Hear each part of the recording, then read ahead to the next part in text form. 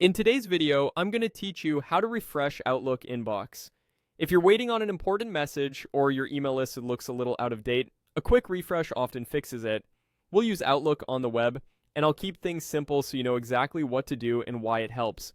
Start by opening your preferred web browser and going to outlook.live.com.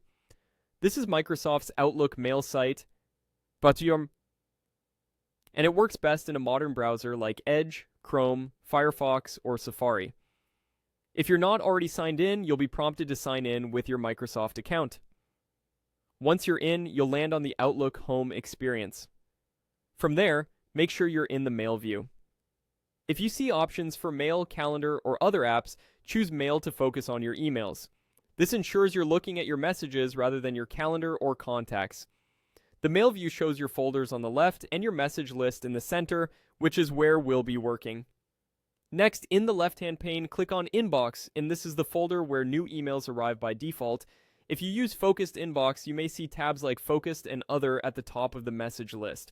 New messages might land in either tab depending on your settings, so if you don't immediately see a message you're expecting, glance at both tabs within your inbox. This doesn't change any settings, it just ensures you're looking at the right spot. Now, refresh your page. The simplest way is to click the circular refresh icon in your browser's toolbar. This tells Outlook to reload and fetch the latest mail from the server. If you prefer keyboard shortcuts, you can use F5 or Ctrl+R on Windows and Command+R on Mac.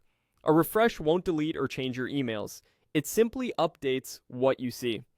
One quick tip: if you're in the middle of composing a message in a separate tab, avoid refreshing that compose window to prevent losing unsaved changes. Refreshing the main inbox page, however, is safe and is often the fastest way to see new mail appear at the top of your list. That's all it takes. Go to outlook.live.com, switch to mail, open your inbox, and refresh the page.